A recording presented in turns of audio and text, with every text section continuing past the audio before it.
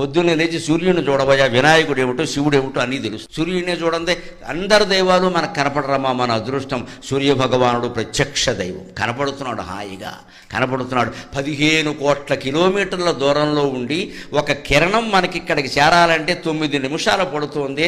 అంత 9 నిమిషాల్లో కొన్ని కోట్ల కిరణాలని భూమండలానికి అందించి భూమండలాన్ని అంతటినీ తేజోవంతం చేస్తున్న సూర్యుడికి ఎన్ని నమస్కారాలు చేస్తే రుణం తీరుతుంది.